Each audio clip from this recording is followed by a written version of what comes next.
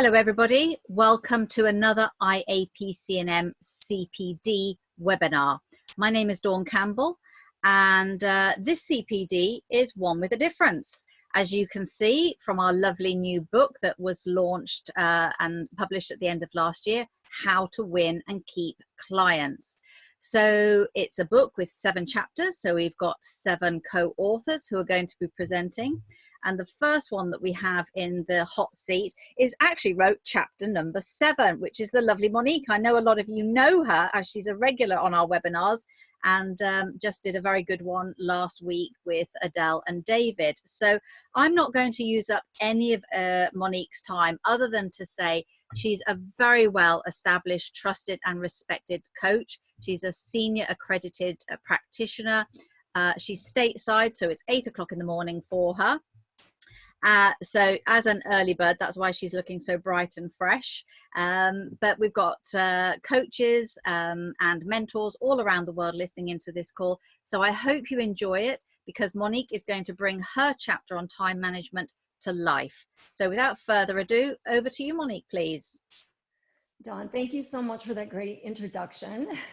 I always love being on the webinars with you, and it's really great to talk with you again. And welcome to Likewise. Everyone who is popping in today. So the newest book, How to Win and Keep Clients, which was a really great project through the IAPC&M organization. And I wanted to talk to you today about my chapter 7, 4 Steps to Time Management.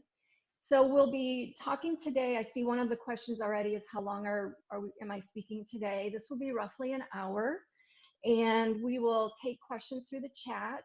So if anybody wants to type in or chime in while I'm speaking, please feel free to do that. And Dawn, same thing. You can ask questions, or we can make this any kind of type of discussion that you like. So I wanted to start off by saying that my chapter on time management involves way more than what you would normally think of in something about time management.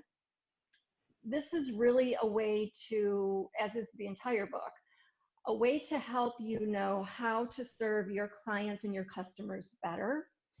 And the book is geared toward solopreneurs, but my chapter also is geared toward senior executives, business owners, solopreneurs. Really, anyone can benefit from knowing how to manage their time better. So I just wanted to start by saying that so that whoever's joining us today, you'll know that this applies to you also. So time management starts really in organizing your environment. That's the first step that I lay out in the chapter, is to organize your environment, because you can't properly manage your time or your day if you have clutter around you. So the chapter explains how to do this, how to really go through and organize your environment so that where you're working, whether it's a home office, a cubicle within a larger office, or even around your kitchen table. As we know, a lot of small business owners start out at their kitchen table. But to have an organized environment and something that is visually appealing to you. So that's where it starts, is making sure you've got the clutter cleared and everything's organized and you've got a good workspace. The next step really is setting boundaries. Now, a lot of people don't realize that time management has anything to do with setting boundaries, but it actually does. So with the corporate executives that I work with, they are being pulled in a number of different directions on a daily basis. And this is also the case with solopreneurs. We've just got a lot on our plate. So setting boundaries around your time is really important. It helps you create a framework for your workday, but it also helps other people realize that you are protecting your time. And this is something that is a really interesting topic for me to coach people on, because I've got clients that mix work and life, so their work-life balance gets thrown off because they're not setting time boundaries. And I have solopreneurs and business owners who are just working around the clock to try to get their business up and running.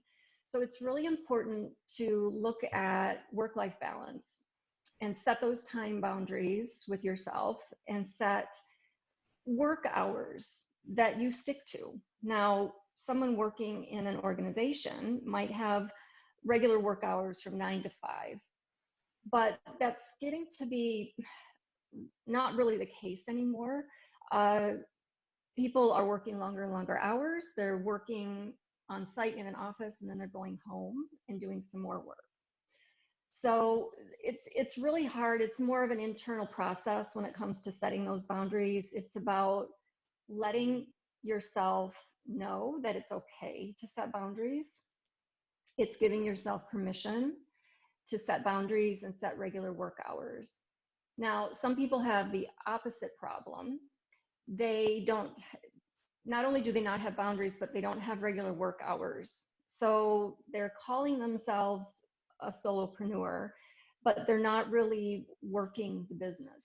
They're getting distracted and they're doing a lot of other things. So you've got to set your standard work hours and then work within those hours. So that's another piece of time management. So it's organizing the environment, setting your time boundaries. Now let's talk a little bit about procrastination, because many of us have things we need to do on a regular basis, but we kind of put things off, or we decide we're not going to do that particular thing because we don't like it. So it's really important to deal with procrastination. That is part of time management, to really try to understand why you're not doing what you're supposed to be doing. And it could be a number of reasons. I coach people around this all the time. We try to get down to the root cause of procrastination. Is it something that is bringing up fear? So you're purposely not doing it because there's some kind of a fear base there. Is it that you don't like to do it? Is there some other kind of reason? So we go deeply into that in coaching. The chapter does not take you deep into procrastination because it's quite a lengthy topic, but it does cover it to some extent. So you want to identify what you are procrastinating and try to understand why. And if you're working with a coach, that will come out in the coaching sessions. And what I usually tell people is that if it's something that you don't like to do, and that's why you're procrastinating it, or if you're perceiving it as something that's hard to do, then do it first in the day. Do it, get it over with, and the rest of your day will go really smoothly. If you wait until the end of your day to do something that you don't like, the entire day you're going to be distracted. You may not realize it, but subconsciously you will be distracted because you know you've got this thing coming up at the end of the day that you have to do. And part of time management is getting rid of distractions. So do it at the beginning of the day, get it out of the way, and you'll actually feel a lot lighter. You'll feel something lift if that's how you handle your procrastination. So I'm going to pause there just for a minute. I want to just check in with Dawn and see, Dawn, do we have any questions coming in, or do you have any comments or any questions for me? No comments. I can see from the names, there's quite a few on the in the audience who have bought the early bird book, so they're obviously fans and are keen to have the book brought to life. And I think you've touched on a point about the self-care and the work-life balance being pretty important. I work from home, and there is that sense of guilt. And you think, oh, I've got to just go and hang out the washing, or I've just got to go and do this. I think you end up working harder when you work from home, but there is that guilt every time you leave your desk, isn't there? So boundaries are super important. Yeah, they really are important, and especially as you mentioned, working from home, because there are household things that we want to do during the day, and then there are work things. And so many times we are pulled in different directions, and we're feeling guilty if we don't do the work things, and we're feeling guilty if we don't do the things that need to be done at home. So it is. And oh, someone just popped in and said maybe giving up guilt is the key. That's a Yeah. really, really good point. And that's another very coachable topic is guilt. You know, Yeah. where's that guilt coming from and how do we address it? And a lot of these things come from childhood issues or the way we were raised, you know, to either procrastinate or feel guilty. So really good point. I think Catherine typed I that think in for there. me, the guilt comes from my corporate life, not so much growing up as a child, but working in a corporate environment where you have this culture that nobody goes home before, you know, the boss. Um, I've even heard of stories where people have had two jackets, you know, from the same trouser suit or an extra set of keys. So one jacket's left on the back of the chair or a set of keys is left on the. So it might be like, well, where's Bob? I don't know. He must be here in the building somewhere because his keys are on the desk. You know, it's people. There was a period, particularly, you know, I'm late 50s. For my generation in the corporate world is you just can't leave your desk. You can't go home. It was quite an unpleasant culture, actually. So, you know, I've worked from home for 20 years and that guilt every time I leave my desk is still there, really. Yes, and it's such a difficult shift for people to make when you do start talking about time management and setting specific work hours and setting time boundaries. It's difficult to do. So the next step in the time management piece that I talk about in the chapter is around goals, setting your goals. And there are some other chapters in the book about goal setting, and I touch on it a little bit in my chapter. But if you start with overarching goals, whether it's for your business or any project you're working on, and then you narrow those down to goals for the week, and you separate then the goals into tasks. What kinds of tasks are necessary to accomplish those goals for the week? That helps a little bit with that shift in mentality around setting time boundaries, because now you know you've got X, Y, and Z you're trying to accomplish during the week. And there are all these tasks that go with X, Y, and Z. So now you've somewhat planned your week and you've done some goal setting. So it makes it a little bit easier when we get into the full-blown time blocking, which I'll talk about here in a minute, because you already have these things in black and white that you know you need to do. So planning is crucial. And a lot of people do tell me, well, I'm not a planner. I'm really spontaneous. I fly by the seat of my pants. That's okay to some extent, but when you are a solopreneur running a business, you have to implement planning or you'll never grow your business. If you're someone working in the corporate world, you still have to plan. You're facing clients every day. You are dealing with people, you're interacting. You have to have some goals or you would never get anything accomplished then either. So planning is really critical.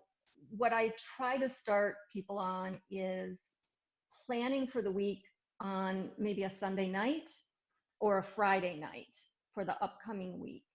Try and determine what you have going on, what meetings do you have coming up, who will you be seeing, because working with clients, it's so critical to be managing your time. If you're in front of a client or a customer and you are not organized, they can tell. They will be able to know that you're preoccupied. So it's really important to be planning.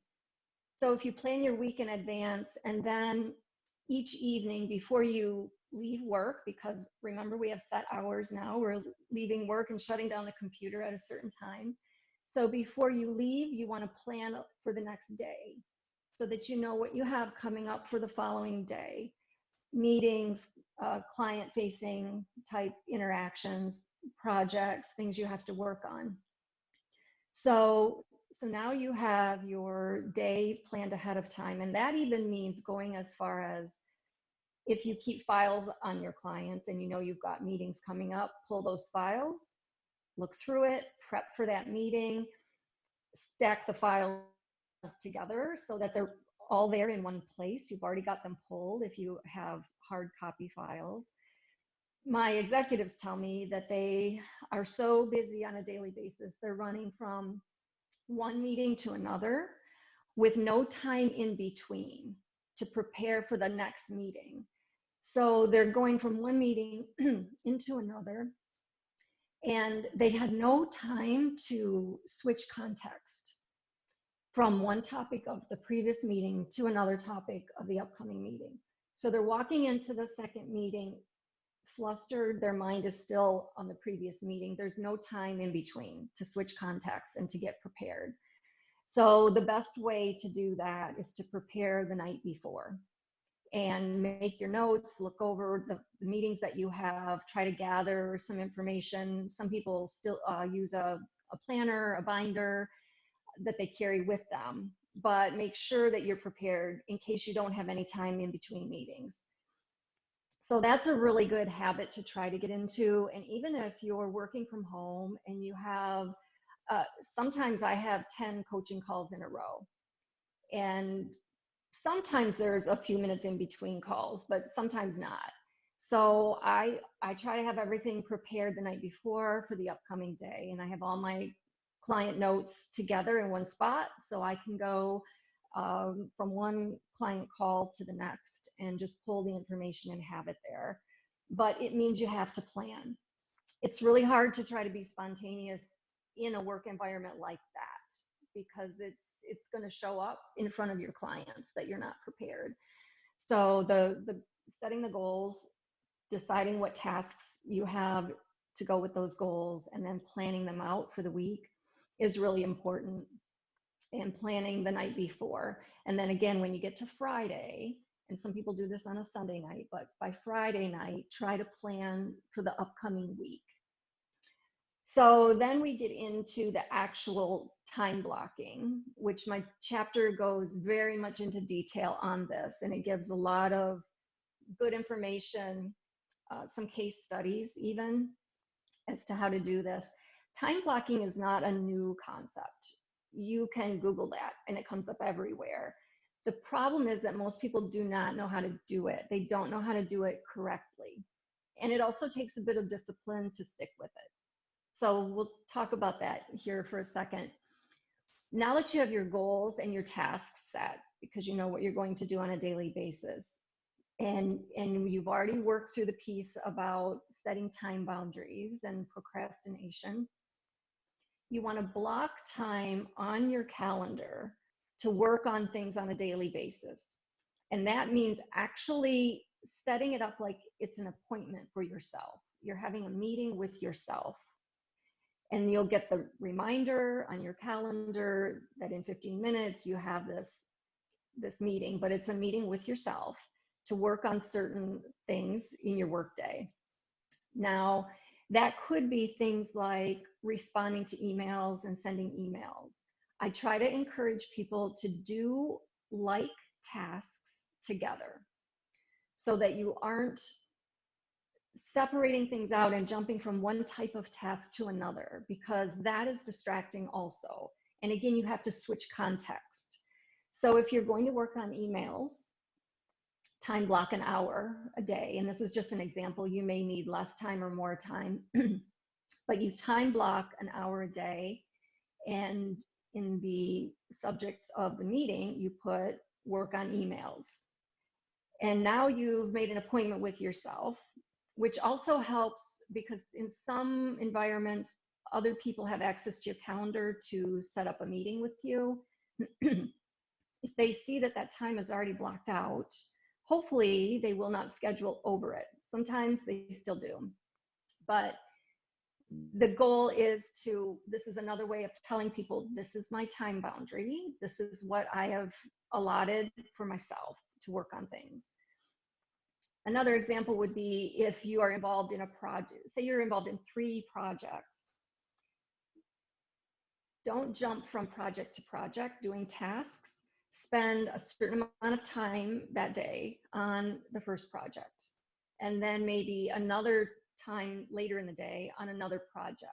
So you're separating the tasks and you're working on the like tasks at the same time so that your brain is already engaged and productive. Anytime you have to jump around from one thing to another, you are distracting yourself by doing that. So the time blocking happens not only in setting your work hours, because you're blocking out time for your work hours, but then daily, you're blocking out time for specific tasks. Now, I have heard the objection to that but things happen during the day. They come up during the day. There are fires, there are emergencies, and this is the case with whether you're a solopreneur or an executive. There will be many things that come up during the day. So time blocking is not meant to be a inflexible, etched in stone type of process. There is some flexibility that you can build into that. And what I mean by that is that you have control over your own calendar. So when you block an hour a day to work on emails, say from 10 to 11 a.m., but suddenly there's an emergency that came up or a fire that you have to put out at 10 o'clock and you cannot work on emails. The goal is that you can shift that time blocked task to later in the day, but it's still there to be worked on during the day. Now, some things have to be shifted to the next day, but the goal is that you're working on your tasks in a very defined, intentional way. You are controlling when you're working on things. You're not allowing your environment to control you or to control your time. So it's perfectly fine to move a time blocked task to a different part of the day or even a different part of the week or even to the following week, but it's your choice. So that's the piece about time blocking that people don't really understand. They don't understand to lump your life tasks together and work on those. And then it is okay to move things around and shift things around because your week is definitely going to shift and move around as things come up. So I'm going to pause there for a second and see if we have any other questions, or Dawn, if you have any comments about the time Yeah, I blocking. mean, an observation I have since reading the book is adopting the time blocking out definitely does, although I'm not rigid with it, it definitely does mean that as an email junkie, I'm not so controlled by emails and, as you say, the environment. I'm trying to control it myself. I guess it's a bit like the Ivy League time management technique where they say pick 6 things, and as you say, you do them first, and then for the rest of the day you're less distracted. And I've always sort of concentrated on the emails first, but using the time blocking, that I will come back to that later, actually does free up time for me. Something else I was thinking was that, I mean, I love this subject. I always think when clients come to you with time management, they're already saying, hey, they're really proactive. They want to improve. They are aware. They've got a problem. They want to create a solution and keep improving. So I always think time management with a client is a really exciting topic. Because let's face it, everybody says they don't have enough time in the day.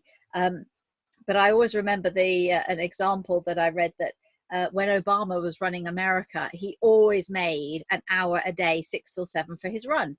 Now, how can somebody running the busiest country in the world make time for an hour run a day? But there's also something about having something that's non-negotiable. That was his me time. So for me, it's my yoga time.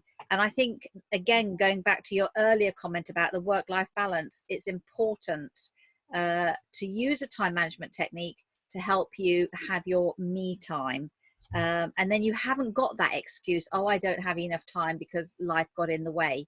You just be responsible and say, we've all got the same amount of time as each other. And make it work.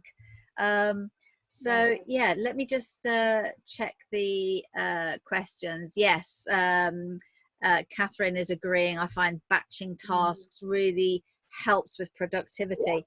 I remember when I had a plumber and I used to go in and he would be doing, say, the bathroom, and I said, oh, before I forget, I want you to do such and such, because he was a handyman. And he said, well, I'm on plumbing jobs, so can I have all the plumbing jobs first? And then I can get my sort of wiring hat on or my building hat on. And I just think, gosh, you're so inflexible. But actually, I get where he was coming from now. Yeah, Yes, it's he quite was pretty different. much time blocking. Yes, and Yeah, he was. you made a good point, Dawn, about prioritizing, because once you've time blocked your, say, your emails or your project tasks, then within that day, you can prioritize any of the time blocking. You can put the emails last. Some people prefer to do it at the end of the day, and you can put your project tasks first. You can move those at any point during the day or during the week based on priorities. Now, as we all know, priorities change on a daily basis depending on what is happening in your work environment. Yeah. So as your priorities change, you can shift around your time blocking and adjust those priorities too. So it's, and really going back to the book, How to Win and Keep Clients, time management is a really important way to win and keep them. First off, to even win them, in order to find them and market to them and conduct your sales activities, you better have some good time management practices or you'll never get to that piece. Most people don't like sales and marketing, so they'll put it at the end. That's the procrastination piece. Yes. They'll not do it. Yeah. But if you're truly time blocking and you're prioritizing, you will allow time in your schedule to do your marketing for Mhm. your clients and to do the sales activities. And then once you have your clients, if you show up in front of them unprepared and unorganized, they can tell. Mm. So it really comes down to using time management as a way to build relationships, Mm. showing up really focused on them, really present in the moment, having the information that you need to talk about or the set agenda.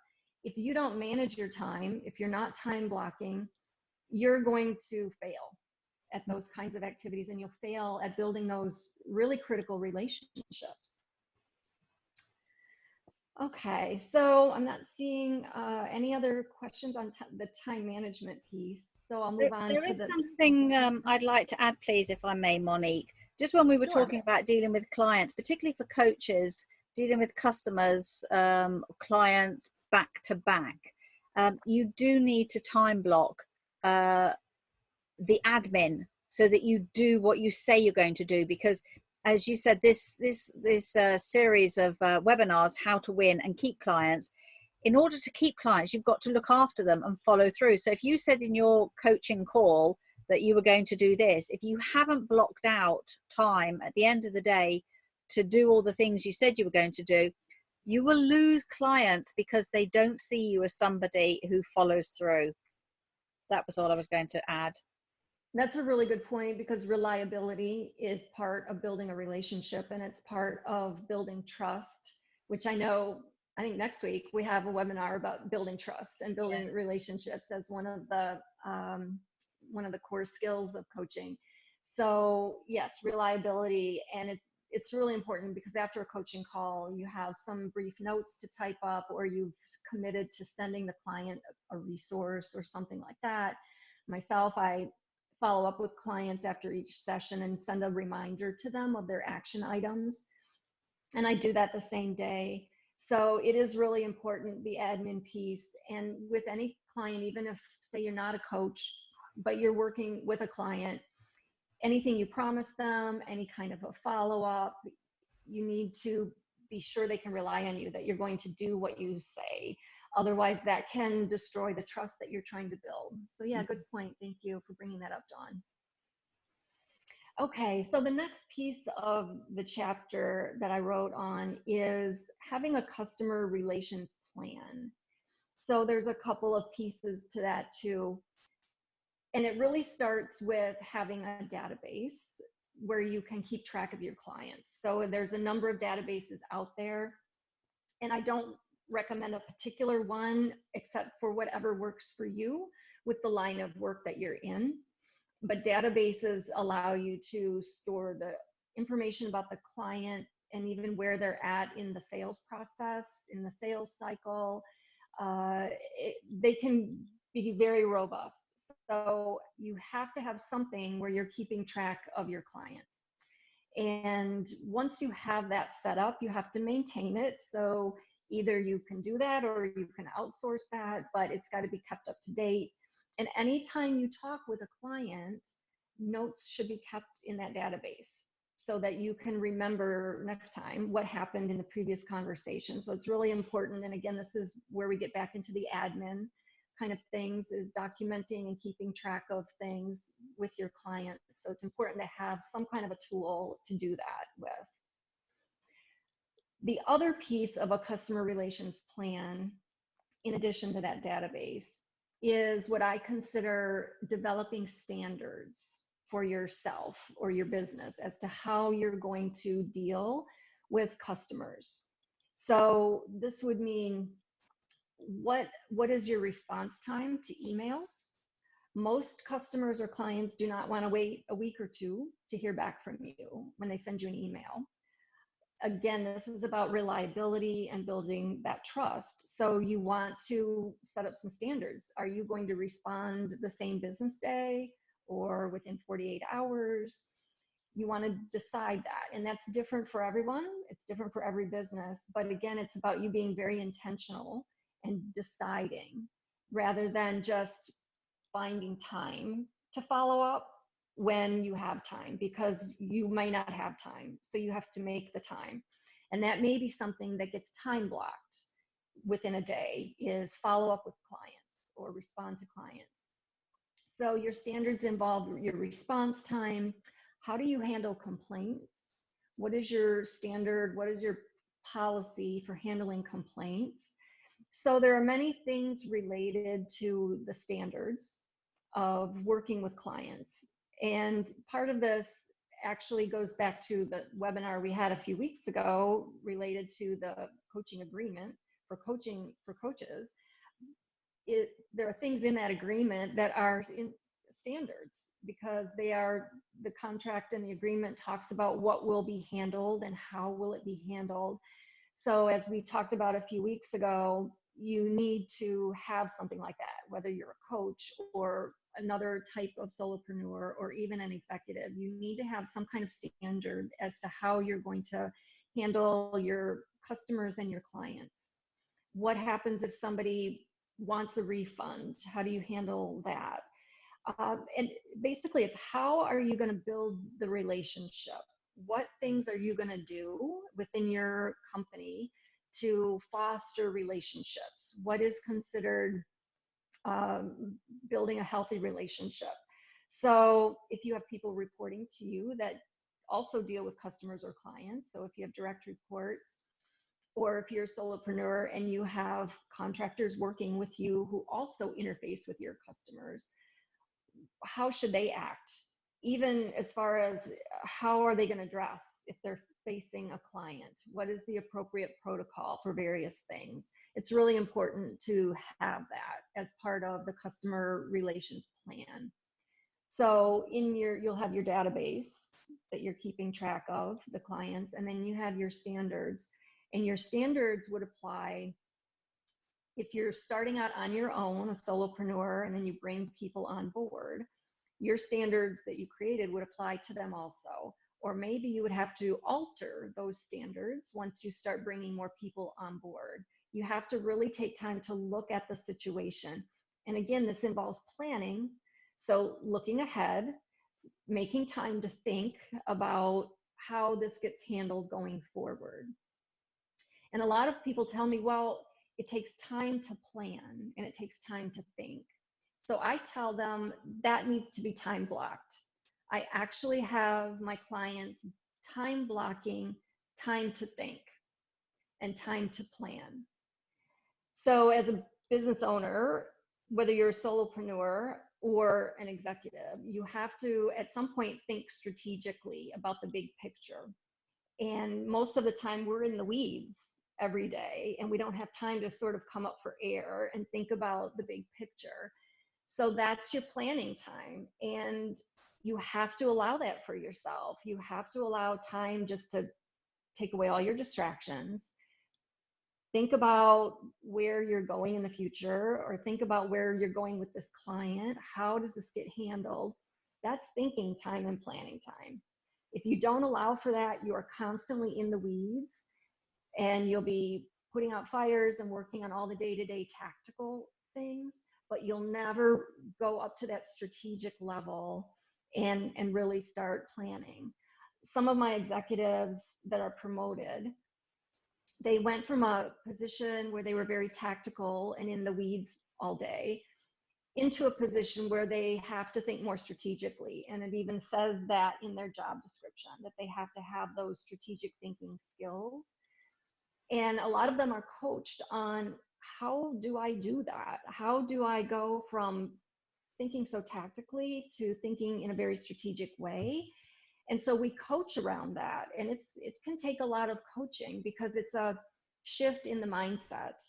But the first thing I tell them is that you have to set aside time to think strategically, time to plan. And if you don't have that, it's going to be harder to get to that point.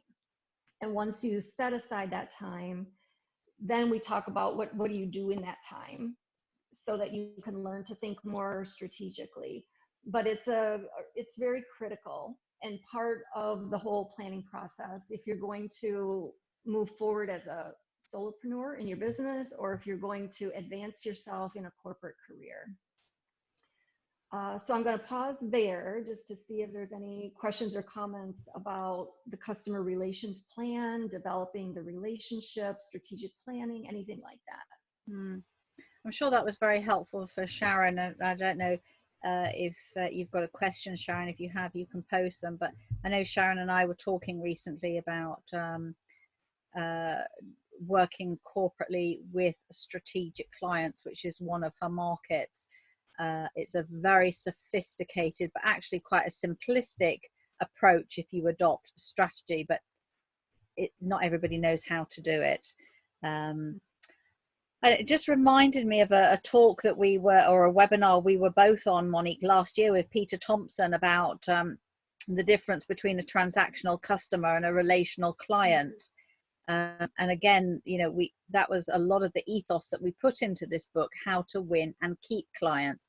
And then recently I was on a course that said, you know, when you've got a client, you've always got a client, unless they actually say, you know, our relationship is terminated for whatever reason.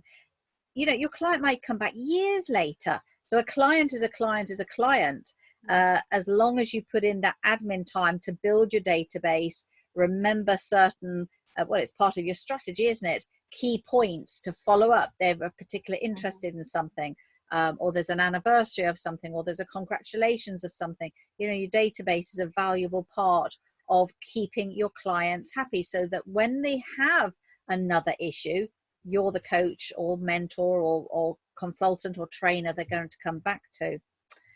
So no new questions, so I'll leave you to carry on. Okay, thank you.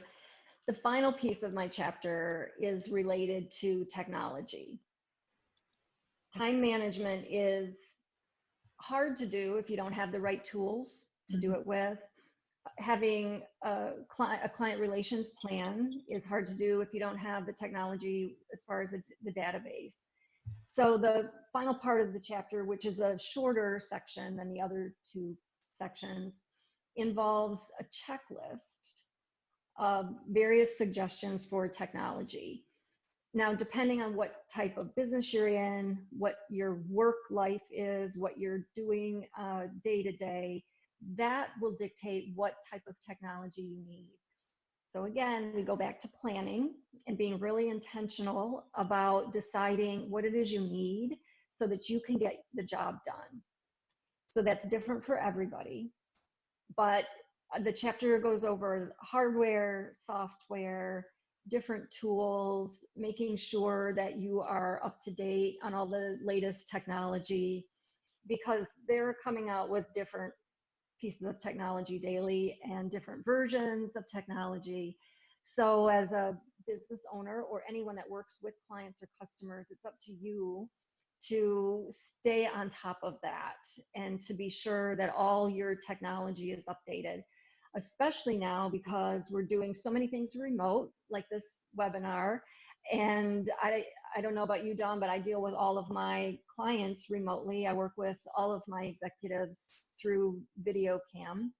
So it's really important to know what you need and what will get the job done. Or if your clients prefer a certain method. Now, I have clients that aren't really technology savvy. So they prefer coaching calls by phone, and that's fine. I leave it up to the client to tell me how they would like to have our sessions. So you need to be prepared for that. Or some of them want to use FaceTime instead of Zoom.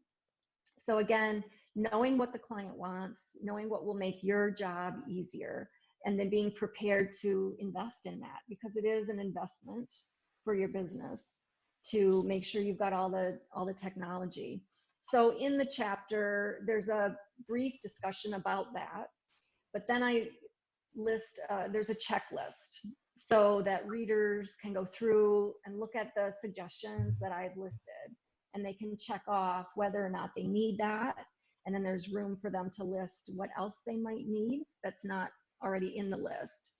So again, it's a checklist that's designed to help for planning so that you have everything that you need in your business. I'm going to pause there again and I'm going to ask Dawn, what types of technology do you use? Because do you work remotely with all your clients like I do? Pretty much. I mean, I'm also a Nordic walking instructor because I believe that talking while walking enhances the coaching experience. So then I'm physically with them. But that's obviously only for the clients that can come to me. But otherwise, it's all done on pretty much Zoom these days. Although I've noticed increasingly I'm being asked for WhatsApp rather. I always thought it was WhatsApp. WhatsApp. So it seems, it's becoming increasingly popular for even corporate clients. Just say, give me your number, and we'll go on to WhatsApp. Just for those quick sessions. So along with having the latest technology, I think you need some of the tools to make sure that you've got a good camera. So she says, with hers not working at the moment, a good camera and a good speaker, because clients do want to see you, even though it's virtual. And then, of course, if you're delivering webinars like we are, you need a trusted platform. And we use Zoom, but there are plenty of options out there. And I'm sure you list those in the book. Yes, yeah, the options are all listed in the checklist that I have in the book. The other thing to consider is if you travel. So many of my clients travel on a regular basis, and I'm really proud of them because they can keep up with their sessions while we travel. They make time. They're blocking this time out for their coaching sessions, and we're connecting through Zoom or whatever platform while they're traveling. But I also travel a lot. So I'm in Europe, usually 2 or 3 months out of the year. I do some volunteer work over there with executives in those countries. And I try to maintain my coaching schedule while I'm there. It's just a shift in the time change for me. So I'm actually coaching later in the day instead of earlier in the day.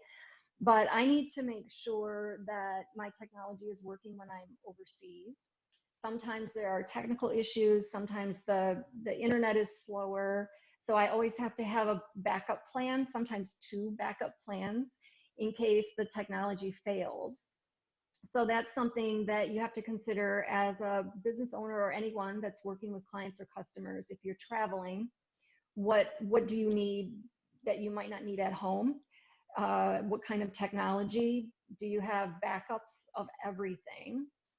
And even computers. So I travel with my laptop, but I also have a backup that I bring with me in case my laptop somehow fails, gets stolen, anything like that. Yeah, so a So you backup have, for your backup. yes, exactly. So you have to really, again, plan. And the other thing is what happens if you are using technology with a client and something does fail. I don't want to disrupt my sessions with my clients. I want to keep the session going. I don't want to waste any time trying to work on technical issues. I'm not tech savvy.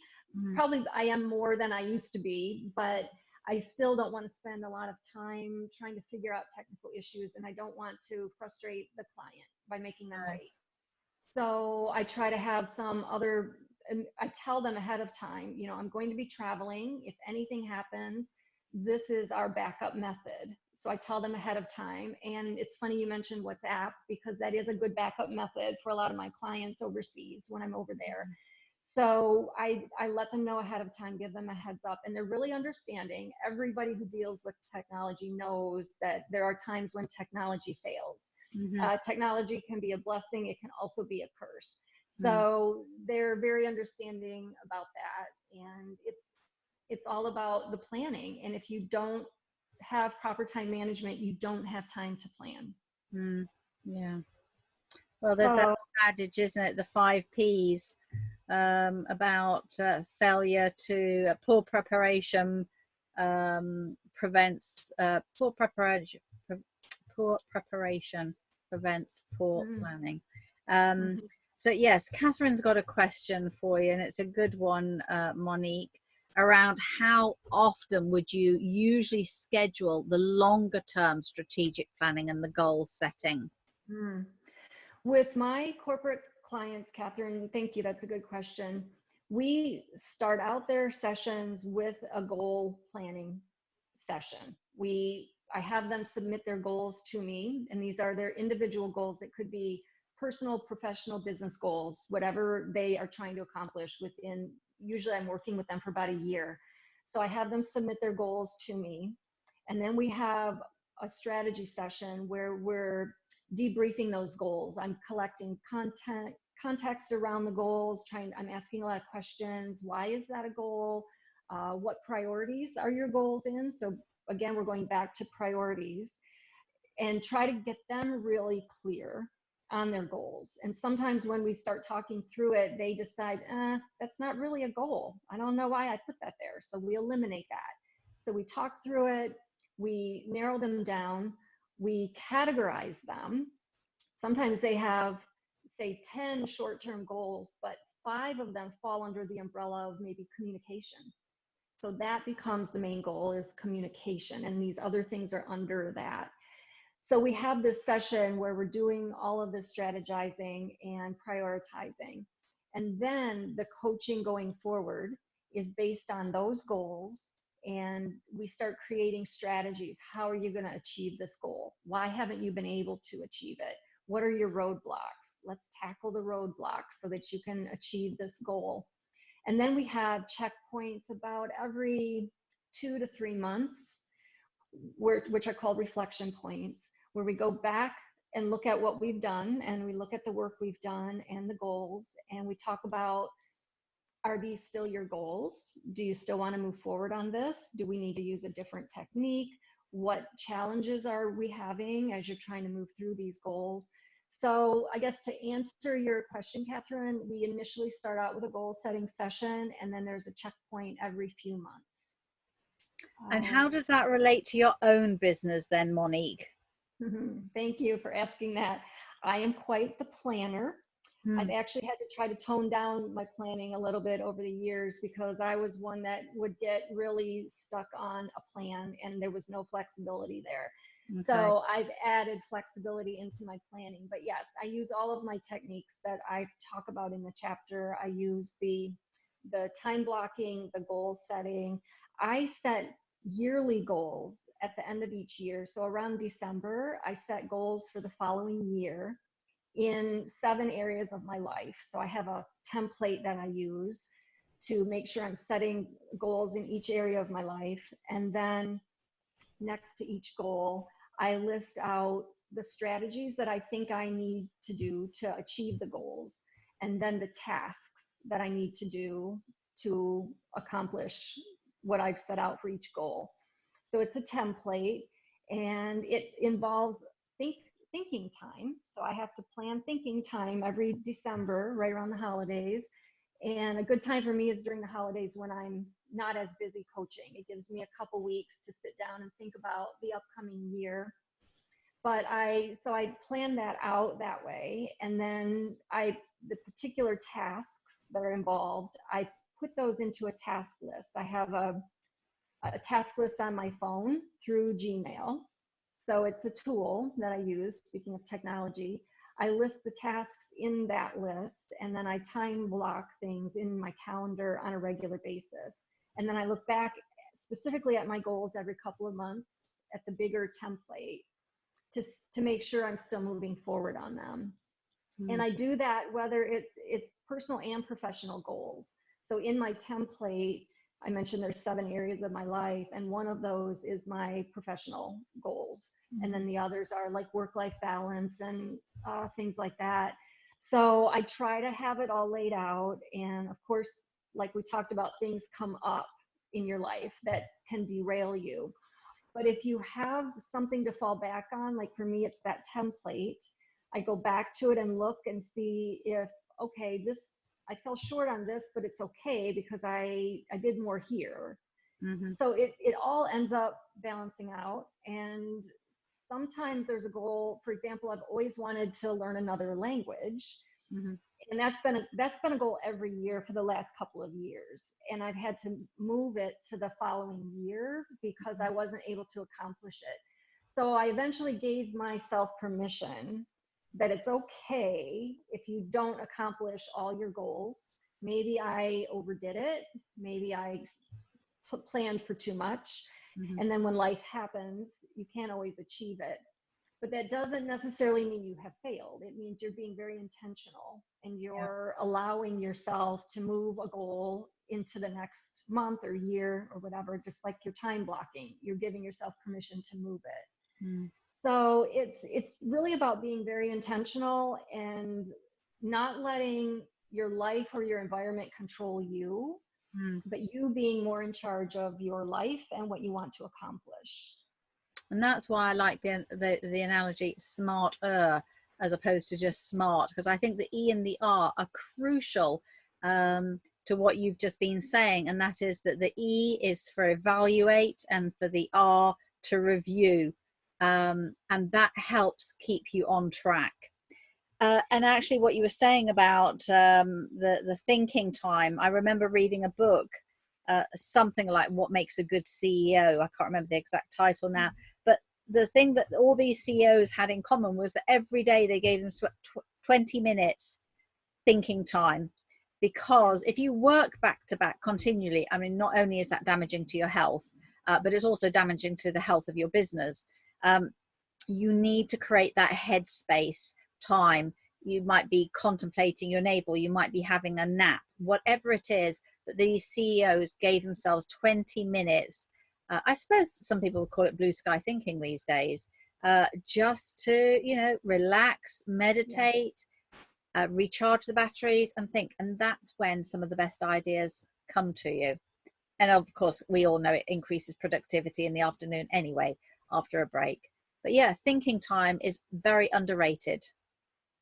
Yes, exactly, exactly. So hopefully if you take anything away from today, anyone who came to visit us today or anyone who's going to listen to the recording, hopefully you take away that planning and that thinking time is really critical, because that then allows you to work on time blocking, goal setting, prioritizing, your customer relations plan, how you're going to work with your customers. It all is related to planning, so you have to make time for that. But that's really all that I have today. I hope that this was helpful to everybody. And Dawn, do you mind if I give out my contact information and my website? No, absolutely not. I mean, they all know where they can find you, because as I say, I recognize people's names. They're all fans anyway of your webinars. But yes, do that. And then please end with just a quick summary of the chapters in the book, so that people know who else is coming up at a later date. Sure. Well, I do have a really important, exciting announcement to make, because we just launched a new company website, new logo, new website, and everything. Wow. So I'd love for everyone to go check it out. It's www.mdconsultingglobal.com, and you can learn all about what we do there. And you can also reach me there, contact me through there if you have additional questions about, you know, anything that you heard today. And then, yes, so once again, let me hold up the book that we're all really proud of. Amazon.com.uk, everywhere. And some of the chapters are, so we have Adele McCormick, and she is talking about the formula for winning and keeping clients. And I'm not sure, Dawn, when these other authors will be on. Okay, well, Ruby is on the 15th of April. And she's talking about visibility and creating your fabulousness and your brand. And then we've got Anna, who's talking about communication and so on. But I will announce each one at the end. Okay. So yeah. So you will get the opportunity to meet the other 6 authors, because obviously Monique is one of 7. This is a fabulous book. It's had great reviews from very well-renowned people around the world within the coaching and mentoring industry. So get your copy while it's on the early bird price at only $12.99 on Amazon. So thank you for bringing your chapter to life, Monique. And talking us through some of the really important exercises. There is going to be coming out later on this year an accompanying workbook, so you'll be able to spend some time having your own journal going through these exercises. But I know if you've got any further questions or you want to work with Monique directly, you just go to the directory and hire her. So lots of thanks are coming in, Monique. Very helpful. Thank you for sharing. Lots of good stuff. Enjoying the book, etc., etc. So thank you, everybody, for all the comments. It was obviously very worthwhile your time bringing that to life. And I know you're going to be potentially doing it with the other co-authors over a workshop, a live workshop, which we're in discussions with a university in Athens. So there might be towards the end of the year a 2-day workshop, a business workshop, where as many of the authors as possible will be bringing their book to life. So if that comes off, you'll be the first to know. So thank you, Monique. I know it's early morning, it's 9 o'clock for you, so I'll leave you to get on with your day. And thank you, everybody, for joining us around the world for a very unique CPD business building webinar based on how to win clients and keep them. Thank you, everybody. Thank Bye-bye. you. Bye-bye.